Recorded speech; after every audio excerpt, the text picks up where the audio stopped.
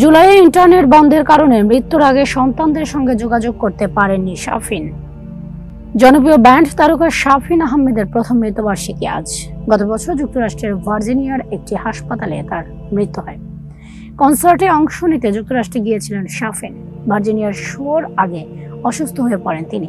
এ কারণে শো বাতিল করে সেদিনই হাসপাতালে ভর্তি করা হয়। শারীরিক অবস্থার অবনতি হলে লাইফ সাপোর্টে নেওয়া হয় তাকে। এরপর আর ফেরানো যায়নি।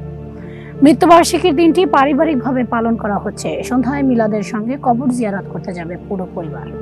শাফিন আহমেদের বড় ছেলে আজরাফ আহমেদ অজি গণমাধ্যমকে বলেন, বাবার মৃত্যুবার্ষিকীর সব আয়োজন নিজেদের মধ্যে করছি।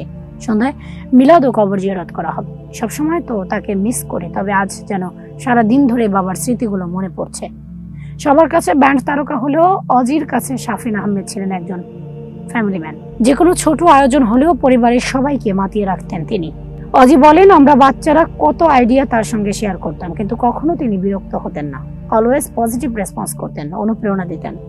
গত এক বছরের প্রতিটি দিনেই বাবার অভাবটা আরো বেশি করে টের পেয়েছেন অজি। কনসার্টের ব্যস্ততায় যেখানেই শাফিন থেকেছেন, সন্তানদের প্রতি মুহূর্তের খবর নিতেন তিনি। অজির কথায়, হয়তো তিনি ব্যস্ততায় শারীরিকভাবে সময় কম দিতে পারতেন, তবে সব সময় ফোন কল মেসেজে যুক্ত থাকতেন। কখনো আমরা দেরিতে উত্তর দিলে কষ্ট পেতেন। উনি শুধু বাবা নন, একজন বন্ধু ছিলেন আমাদের। ওনার অভাবটা টের পাই প্রতি মুহূর্তে।